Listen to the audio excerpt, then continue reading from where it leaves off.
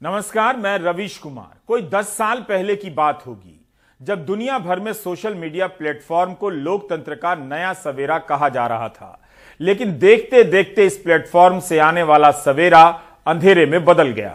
सरकारों ने अपनी तरफ से कंट्रोल किया ताकि प्रोपेगेंडा फैला सकें, तो दूसरी ओर धर्म, रंग, जाति के नाम पर सर्वोच्चता की सनक से लैस नफरती तबके ने इस पर कब्जा करना शुरू कर दिया। अब कई उदाहरण हैं जिनसे पता चलता है कि किसी खास समुदाय के खिलाफ हुए नरसंहार में सोशल मीडिया पर चले नफरती अभियान की भी भूमिका थी। पूरी दुनिया में अलग अलग नाम से चलने वाले नफरती अभियान एक दूसरे से प्रेरणा लेते हैं, एक दूसरे से भाषा, रंग और शब्द उधार लेते हैं। पूरी दुनिया में आपको इसका एक पैटर्न दिखाई दे सकता है। इन प्लेटफॉर्म के जरिए आबादी के एक बड़े हिस्से को ज़ॉम्बी में बदला जा रहा है। ज़ॉम्बी उस भीड़ का नाम है जो किसी की हत्या को गलत नहीं मानती है। मंगेश नारायण राव काले, विक्रम नायक और सार्थक बागची की बनाई इन कृतियों के सहारे हम ज़ॉम्बी के बारे में बात करना चाहते हैं। आजकल की एनिमेशन फिल्मों में इस तरह की शक्लों वाले किरदार बहुत होते हैं, जिनका शरीर इंसान की तरह होता है लेकिन दिमाग में लोहा लक्कड़ भरा होता है। चेहरे पर आंखें नहीं होती और चेहरा रबर के जैसा बना होता है। इनकी अपनी इच्छा शक्ति नहीं होती है, ये दूसरे के काबू में होते हैं। शहर के शहर तबाह कर देते हैं और इंसानों को लाशों के ढेर में बदल देते हैं। ऐसे अनगिनत कार्टून फिल्में अब हमारे बीच में मौजूद हैं जिनमें ज़ॉम्बी की कल्पना साकार की जाती है। इन्हें किसी के मरने, किसी को मारने का दुख नहीं होता। अमेरिकी फिल्मकार जॉर्ज ए रोमेरो ने अपनी कई फिल्मों में ज़ॉम्बी की इस कल्पना को उभारा है। इन फिल्मों के नाम हैं night of the living dead, day of the dead, land of the dead, और अब अनेक प्रकार की एनिमेशन फिल्मों में इस तरह के ज़ॉम्बी आपको दिखेंगे। 2018 में ओवरलॉर्ड फिल्म आई, जिसे नाज़ी ज़ॉम्बी हॉरर फिल्म कहा जाता है। इसमें दिखाया गया है कि नाज़ी जर्मनी के प्रयोग से बहुत सारे ज़ॉम्बी निकल कर आए। ब्रिटानिका के अनुसार ज़ॉम्बी का इस्तेमाल अलग अलग काल्पनिक जंतुओं के लिए किया जाता है, लेकिन उन सब में एक बात होती है, उनकी अपनी कोई इच्छा नहीं होती। वे हमेशा दूसरों की इच्छा के अनुसार चलते हैं, उनके गुलाम होते हैं।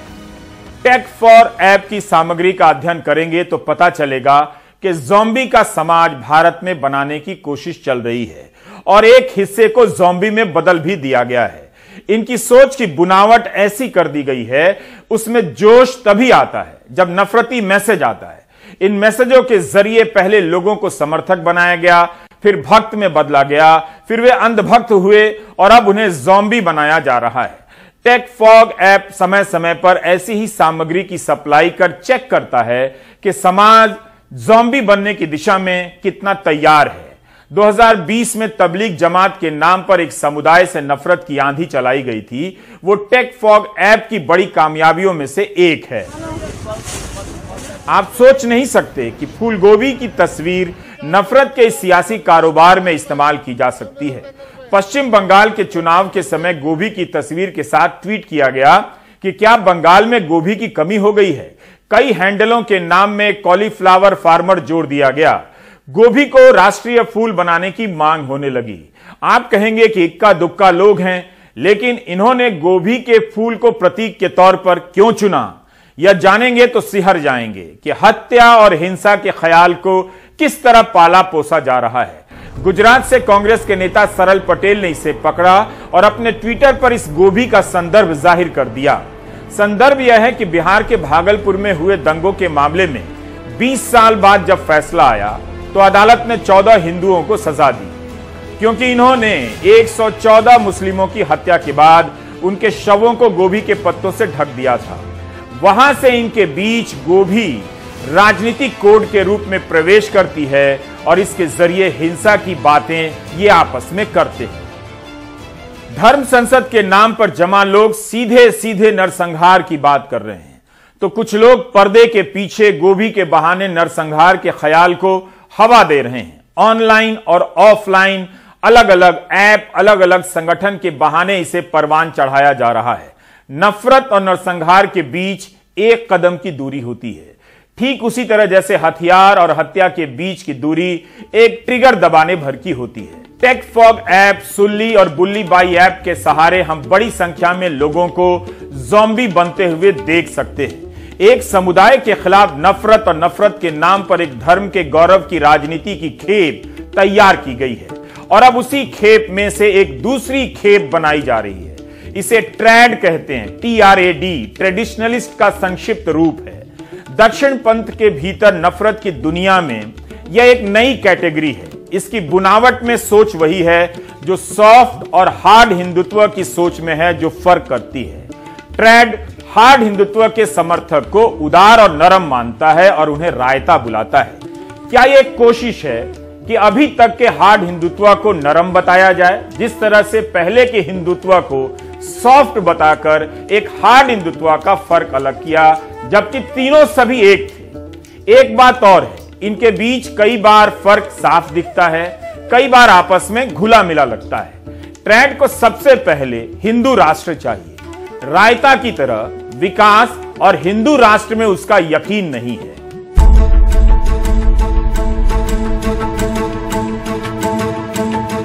इस तरह की तस्वीरों से पता चलता है कि ट्रैड की सोच क्या है। ट्रैड हिंदू राष्ट्र की स्थापना के लिए मुसलमानों के लिए मलेच्छ का इस्तेमाल करता है। कई सदी पहले के इस शब्द को लाया गया, इसमें छुआछूत का भाव है, इसलिए जाति सूचक होने के कारण असंवैधानिक भी है, आप ना करें।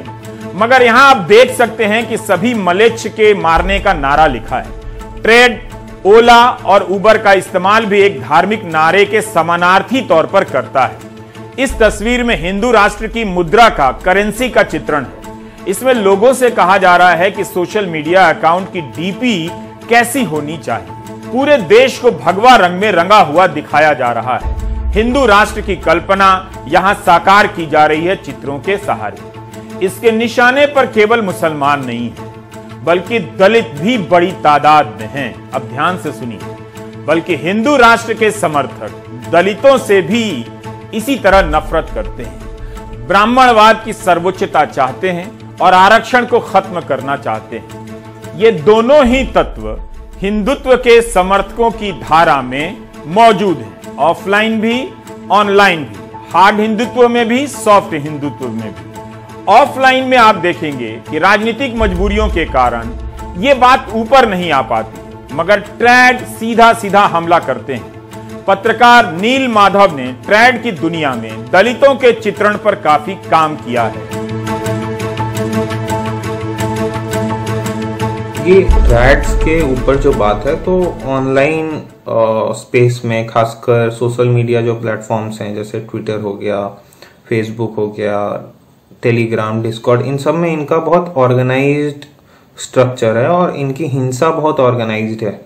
तो अब इनके जो ग्रुप्स होते हैं टेलीग्राम में या डिस्कॉर्ड पे, वो सब बहुत प्रोटेक्टेड होते हैं और आप उसमें नहीं घुस सकते हैं, आप नहीं जान सकते हैं। तो पिछले 2-3 साल से जो जुबैर, अलीशान, कौशिक और हम लोग इन्हें ऑब्जर्व कर रहे हैं, तो इनकी जो हिंसा है वो जितनी मुसलमानों के खिलाफ है, उतनी ही ये नफरत और हिंसा दलितों के खिलाफ भी रखते हैं और करते हैं, खासकर ऑनलाइन स्पेसेस में। तो इनका जैसे सिंबोलिज्म काफी ज्यादा उधार लिया हुआ रहता है वेस्ट से, नाजी जर्मनी से। तो अब किसी को इन्हें गाली देनी है तो ये लिखेंगे वहां पे नीचे जाके गैस गैस गैस। उसका सीधा रेफरेंस होता है गैस चेम्बर जो जर्मनी में बने थे हिटलर के दौर में।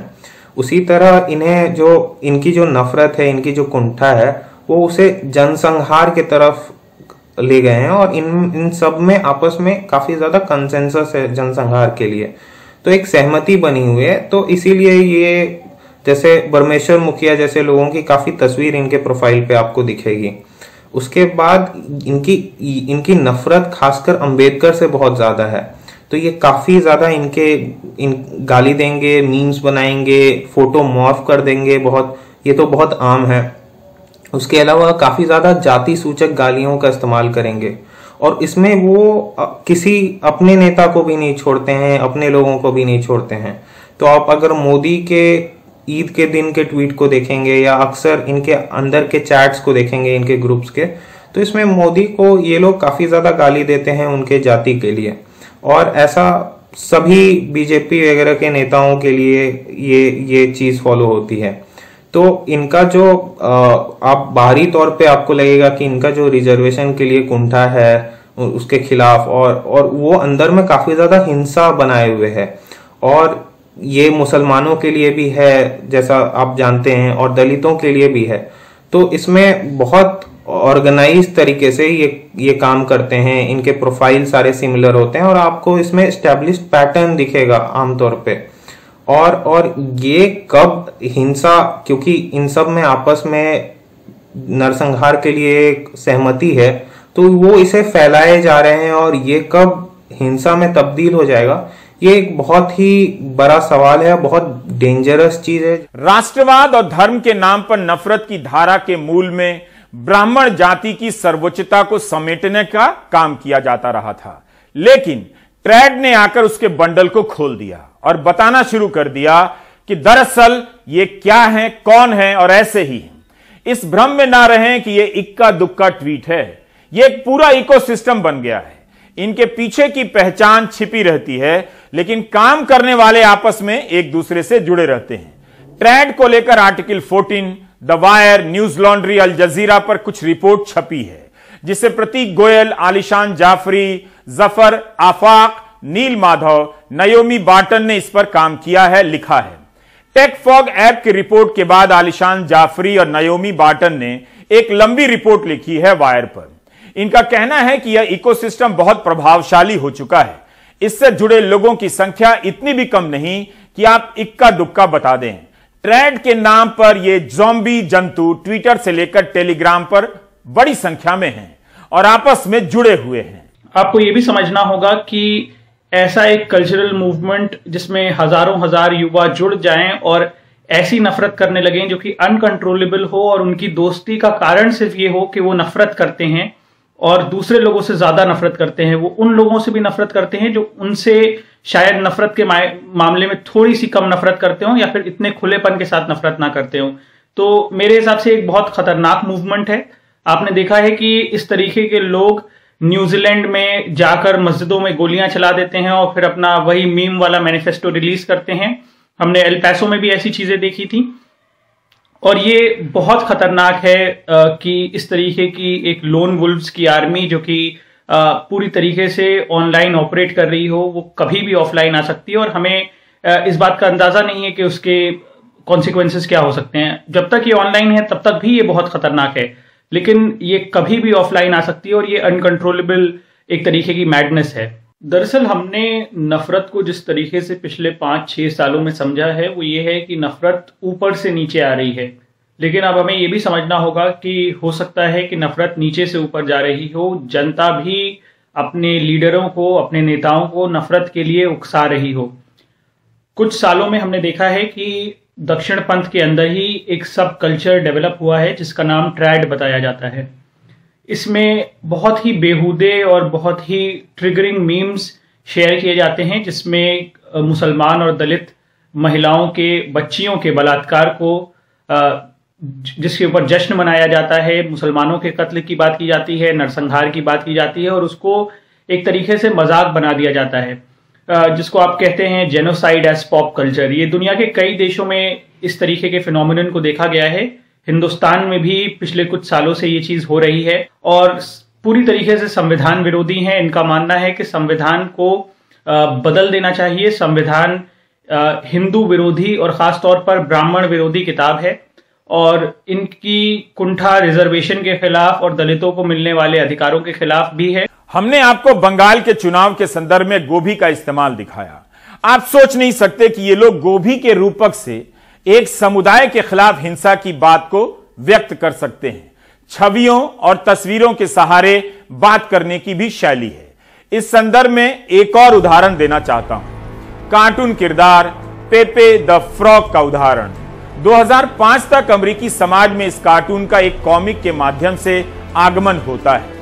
एक आलसी किरदार के रूप में धीरे धीरे लोकप्रिय होने लगता है और लोग अपने हिसाब से इस किरदार में जोड़ने घटाने लगते हैं।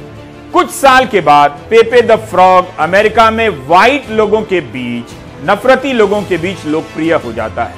वह ब्लैक से श्रेष्ठ होने का दावा करने लगता है। फिर इसमें जर्मनी के नाजी दौर के हिंसक ख्याल भी जोड़े जाने लगते हैं। गार्डियन और बिजनेस इनसाइडर ने पेपे द फ्रॉग की विकास यात्रा का विश्लेषण किया है। आप उनकी साइट पर जाकर उनकी रिपोर्ट को देख सकते हैं। इस कार्टून के रचनाकार मैट फ्यूरी चाहते थे कि लोग मेंढक से घृणा ना करें, उसे प्यार करें, लेकिन हो गया उल्टा। पेपे द फ्रॉग दुनिया के अलग अलग हिस्सों में इंसानी आबादी के एक बड़े हिस्से में नफरत का प्रतीक बना दिया गया। 2017 में इसे बनाने वाले अमेरिका के मैट फ्यूरी ने पेपे बचाओ अभियान भी चलाया, लेकिन तब तक मामला हाथ से निकल चुका था। फ्यूरी आज भी अपने पेपे द फ्रॉग को नफरत की दुनिया से निकालने की कोशिश कर रहे हैं। द वायर में लिखने वाले आलिशान जाफरी ने हमें बताया कि भारत में भी पेपे द फ्रॉग को अपनाया गया। ट्रैड ने इसे हरा से भगवा किया, मतलब वैसे दक्षिणपंथी जो रायतावादी हैं, जिनसे ट्रैड नफरत करते हैं, उन्हें भगवा मेंढक के रूप में बताया गया। इन्हें अंबेडकर वादियों से भी नफरत है, तो इसे जाहिर करने के लिए मेंढक का रंग नीला कर दिया गया। मुसलमानों से नफरत है तो उसे जाहिर करने के लिए हरा कर दिया गया।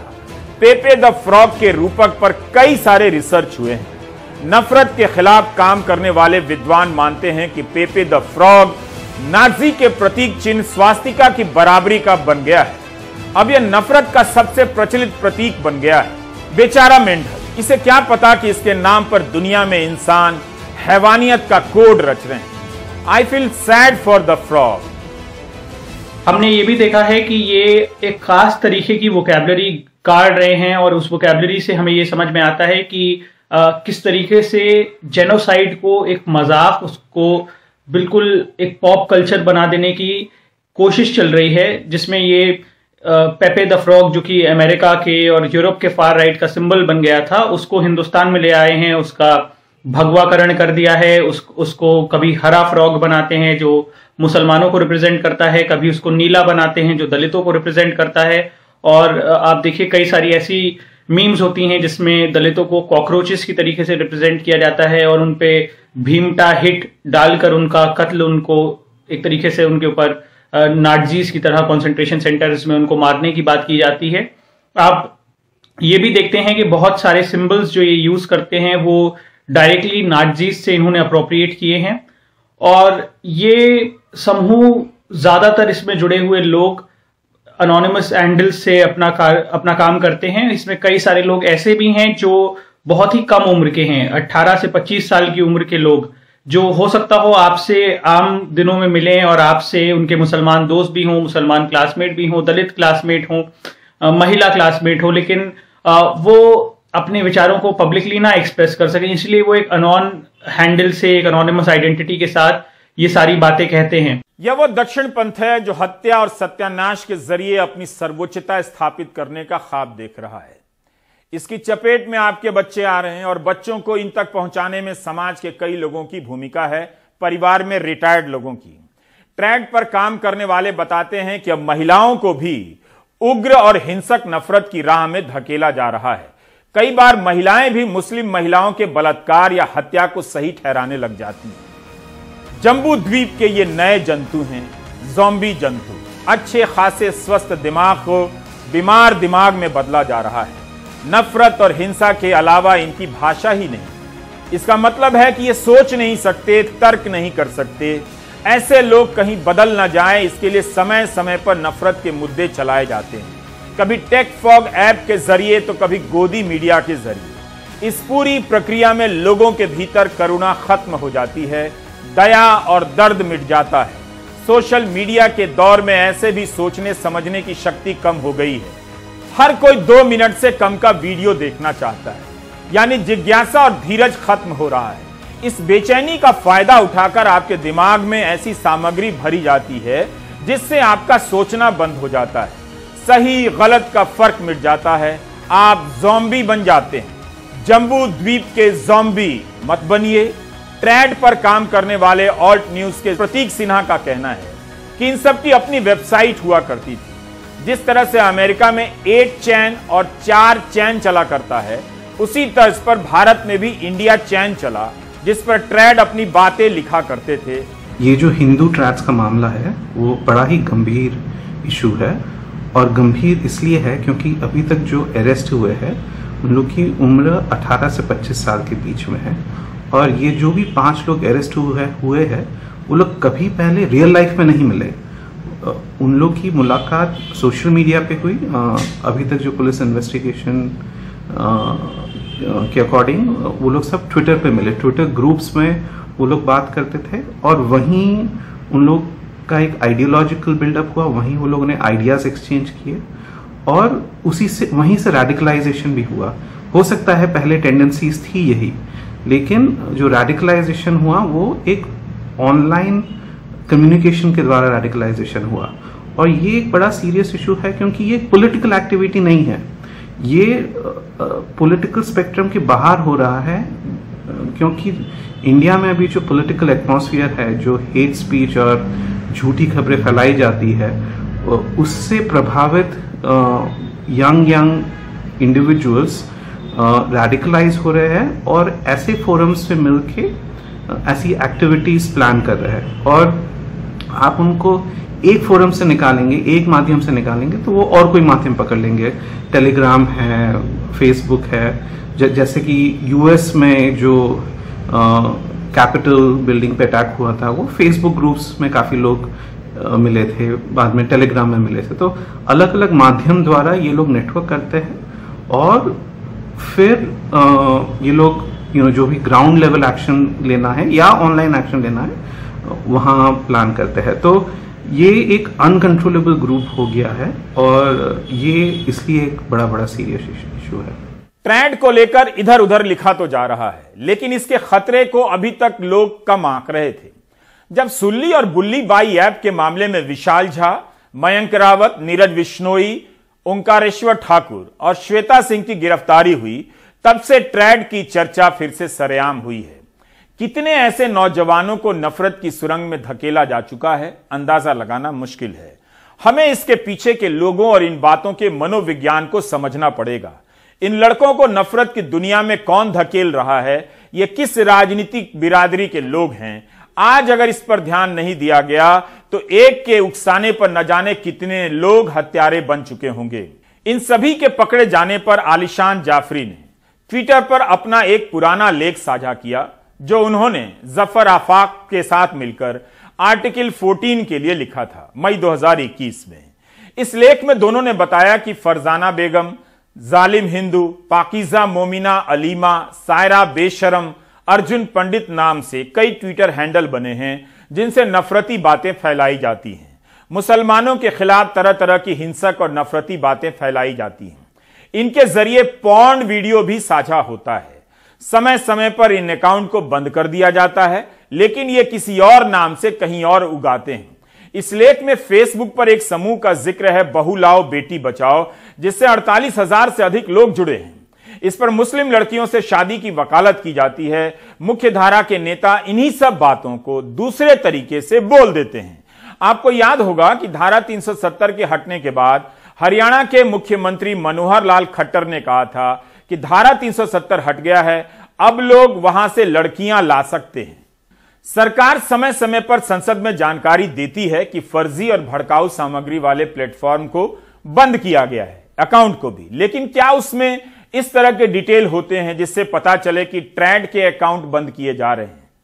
हरिद्वार में धर्म संसद में जिस तरह से नरसंहार की बातें कही गईं, उसे लेकर इसलिए भी सतर्क रहने की जरूरत है क्योंकि ऐसी बातें करने वाले नरसिंहानंद ट्रेंड के बीच काफी पसंद किए जाते हैं। हिंसा की बात की निंदा करना कितना मुश्किल हो गया है। बीबीसी के अनंत जनाने ने एक सवाल पूछ लिया यूपी के उप मुख्यमंत्री केशव मौर्य से, तो उन्होंने माइक उतार दी, वीडियो डिलीट करने के आदेश दे दिए, अनंत के मास्क को भी उतार दिया गया। मैं बात नहीं करता आपसे, नहीं हम लोग इलेक्शन पे बात सर, आप प्लीज सर, आप गुस्सा मत कीजिए, बातें नहीं करता। नहीं मैं मतलब आपको क्योंकि आप देख सकते हैं कि हिंसा की बात की निंदा करने में कितनी तकलीफ हो रही है। आईआईएम अहमदाबाद, आईआईएम बेंगलुरु में पढ़ाने वाले प्रोफेसर और छात्रों ने प्रधानमंत्री को पत्र लिखा है कि धर्म संसद में हिंसा की बात जो की गई है उन पर आपकी चुप्पी सही संदेश नहीं देती है। चिट्ठी में उठाई गई हेट स्पीच की बात सिर्फ भारत के लिए ही नहीं, पूरे विश्व भर के लिए एक बहुत बड़ा मुद्दा है। पिछले एक दशक में यदि आप देखें तो जिस प्रकार से हम न्यूज और डिस्कशन करते हैं उसमें एक बहुत बड़ा बदलाव आया है। पहले जहां हम एडिटर्स और जर्नलिस्ट द्वारा क्यूरेटेड न्यूज पाते थे, वहीं आज हम जो न्यूज है वो ट्विटर और फेसबुक के एल्गोरिथम्स के द्वारा पाते हैं, और इन एल्गोरिथम्स को बेवकूफ बनाना बड़ा आसान है, और फ्रिंज ग्रुप्स इन एल्गोरिथम्स को बेवकूफ आए दिन बनाते हैं, जिसके द्वारा वो visceral targeted negative emotional content का प्रयोग कर फ्रिंज आइडियोलॉजी को आगे बढ़ाते हैं। क्योंकि हम बात कर रहे हैं जेनोसाइडल स्पीच की, तो ये पहली बार नहीं कि भारत में जेनोसाइडल स्पीच चल रहा है, पहले भी जेनोसाइडल स्पीच भारत में चला है। 2019 में ट्विटर पर 2020 में ट्विटर पर अल्पसंख्यकों के विरुद्ध जेनोसाइडल ट्रेंड्स नेशनली ट्रेंड किए ट्विटर पर, और ट्विटर ने इनके बारे में कुछ खास नहीं किया। और ये जो मुद्दा है वो सिर्फ भारत का ही मुद्दा नहीं है, अमेरिका में, ब्राजील में, म्यांमार में, यूरोप में अलग अलग प्रकार के समुदायों के विरुद्ध जेनोसाइडल हेट स्पीच फैल रहा है। जिस देश में अभी कोरोना की महामारी है, उस वक्त हमें स्वास्थ्य, रोजगार, पानी इत्यादि जैसी सुविधाओं के विषय में बात करना है, लेकिन आज भी हम हेट स्पीच के बारे में बात कर रहे हैं। इसलिए ये एक बड़ा मुद्दा है, it's a major social issue, जिसके बारे में हमें और बात करनी चाहिए, और इससे हमें कैसे लड़ना है इसके बारे में सोचना चाहिए। ट्रैड के सामने सब चुप हैं, क्योंकि ट्रैड उनके अपने भी हैं और उन्हीं के दुश्मन भी। धर्म के नाम पर नफरत की सोच को एक खतरनाक मुकाम पर ले जाने वाला यह आंदोलन कभी भी बोतल में बंद जिन्न की तरह बाहर निकल सकता है। ज़ॉम्बी तैयार हो चुके हैं, ये कब, कहां, किस रूप में भगदड़ मचा देंगे किसी को पता नहीं। अपने बच्चों को ज़ॉम्बी बनने से बचा लीजिए। नफरत की पॉलिटिक्स से आपको जीरो मिलने वाला है, और आपके पास जो भी है वो जीरो होने वाला है। इतना तो जानते ही होंगे, भारत का एक नाम जम्बू द्वीप है, तो अपने जम्बू द्वीप को ज़ॉम्बी द्वीप होने से बचा लीजिए। ब्रेक ले लीजिए।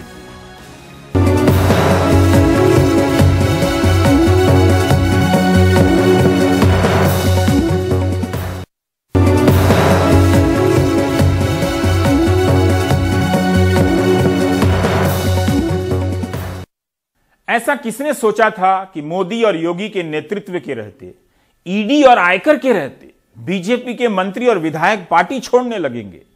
अब यह नेतृत्व की विफलता है या विभाग की विफलता है, इस पर गोदी मीडिया के एंकर ही बेहतर बता सकते हैं। बाकी इनका नतीजों पर क्या असर पड़ेगा तो उस पर मेरी कोई टिप्पणी नहीं है, क्योंकि सौरभ की रिपोर्ट भी दिखानी है। स्वामी प्रसाद मौर्य के बाद वन और पर्यावरण मंत्री दारा सिंह चौहान ने भी यूपी सरकार से इस्तीफा देने का ऐलान कर दिया है। वो 2 बार लोकसभा और 1 बार राज्यसभा के सांसद रहे। ओबीसी राजनीति में अहम माने जाते हैं। 5 साल तक लोगों ने सुख भोगा। दारा सिंह चौहान की मंत्री पद छोड़ने के बाद अखिलेश यादव, जो कि सपा प्रमुख हैं, उन्होंने दारा सिंह चौहान के साथ अपनी तस्वीर ट्वीट कर दारा सिंह चौहान का सपा में स्वागत किया है। आपको आश्चर्य होगा कि जिस पिछड़े और दलित समाज के लोगों ने, जिस प्रदेश के किसानों, नौजवानों के आशीर्वाद से 5 साल तक लोगों ने सुख भोगा, लोगों ने आज उनके दुख का ख्याल नहीं, उनके सुख की चिंता नहीं थी, तब मैंने निर्णय लिया। उधर स्वामी प्रसाद मौर्य के घर के बाहर बुधवार को उनके समर्थकों की जबरदस्त भीड़ दिखी। सपा प्रमुख अखिलेश यादव ने मंगलवार को स्वामी प्रसाद मौर्य के साथ अपनी फोटो ट्वीट कर उनका सपा में स्वागत कर डाला, मगर स्वामी प्रसाद मौर्य फौरन अपने पत्ते खोलने को तैयार नहीं है। हमारे इस्तीफे का कोई भी स्वागत करेगा, हम उससे धन्यवाद देंगे। हजारों कार्यकर्ता रहे, मैं सबको धन्यवाद दे रहा हूँ। समाजवादी पार्टी नहीं ज्वाइन कर रहे हैं अभी? 14 जनवरी को वो भी तय हो जाएगा। हम क्या कर रहे हैं? तो 2 दिन क्या करेंगे आज कल? 2 दिन हम अपने साथियों से, कार्यकर्ताओं से, जो हजारों की तादाद में कल से लगातार आ रहे हैं, मैं उनसे मिल रहा हूँ, सुन रहा हूँ, उनकी बात को सुन रहा हूँ, उनकी भावनाओं को समझ रहा हूँ, और जो नहीं आ पा रहे हैं मैं उनसे टेलीफोन पर संपर्क करके उनसे बात करके उनकी भावनाओं को जानकारी ले रहा हूँ। कल शाम तक मैं अंतिम निर्णय की स्थिति में पहुंच जाऊंगा और 14 जनवरी को उस फैसला को सुना दूंगा। बीजेपी स्वामी प्रसाद मौर्य के पिछड़ा वोट बैंक की अहमियत समझती है, इसलिए मौर्य को मनाने की जिम्मेदारी यूपी के उप मुख्यमंत्री केशव मौर्य को दी गई है। जब हमने स्वामी प्रसाद मौर्य से केशव प्रसाद द्वारा मान मनोबल पर सवाल पूछा तो स्वामी प्रसाद मौर्य चुटकी लेते नजर आए। केशव मौर्य जी भले डिप्टी सीएम है, लेकिन हमारे छोटे भाई हैं। वो स्वयं बेचारे की हालत में 5 साल बिताए हैं, इसलिए मुझे उन पर तरस आती है। हमें उन पर कुछ नहीं कहना है। दिलचस्प यह है कि इसी दौरान स्वामी प्रसाद मौर्य के विरुद्ध एक गिरफ्तारी वारंट जारी कर दिया गया है। सुल्तानपुर की कोर्ट ने यह वारंट जारी किया है। मौर्य को 24 जनवरी तक पेश किया जाना है। उन पर धार्मिक भावनाएं भड़काने का आरोप है। ये 2014 का मामला है, जब उन्होंने मनुवाद की आलोचना करते हुए शादी में गौरी गणेश पूजन से दूर रहने को कहा था। बीजेपी ने भी शाम होते होते सपा और कांग्रेस को झटका दिया। बीजेपी ने सपा के सिरसागंज विधायक हरिओम यादव और कांग्रेस के बेहट से विधायक नरेश सैनी को तोड़ लिया है। मैं आदरणीय नरेश सैनी जी को, आदरणीय हरिओम यादव जी को, आदरणीय डॉक्टर धर्मपाल सिंह जी का मैं हृदय से स्वागत करता हूं और इन लोगों का अभिनंदन करता हूं। भारतीय जनता पार्टी में अपेक्षा करता हूं कि भारतीय जनता पार्टी के विचारधारा के प्रति परिश्रम की पराकाष्ठा करेंगे और इनके आने से पार्टी का कद बढ़ेगा। चुनाव का वक्त है तो आया राम गया राम होगा। स्वामी प्रसाद मौर्य आए हैं, साथ में अपने दारा सिंह चौहान को ले आए, एक मंत्री, कई विधायक लेके आ रहे हैं। तो उधर बीजेपी भी जोर मारे हुए है। हरिओम यादव जो कि समाजवादी पार्टी के संस्थापक मुलायम सिंह यादव के परिवार के हैं, उनको बीजेपी ने शामिल करा लिया है। लेकिन चुनौती सबसे बड़ी क्या होगी? ये सब लोग आ रहे हैं समाजवादी पार्टी में, समाजवादी पार्टी में भी विरोध होगा क्योंकि समाजवादी पार्टी के टिकट कटेंगे, क्योंकि जो स्वामी प्रसाद मौर्य के लोग और विधायक उनको टिकट देना पड़ेगा। यही प्रॉब्लम बीजेपी के साथ भी होगी। तो ऐसा नहीं कि भी अंतर कला खत्म हो गई है, चुनाव का आगाज हुआ है उत्तर प्रदेश में, कहें तो पिक्चर अभी बाकी है। सहयोगी बिलाल और विनीत के साथ लखनऊ में सौरभ शुक्ला, एनडीटीवी इंडिया। आप देख रहे थे प्राइम टाइम। नमस्कार।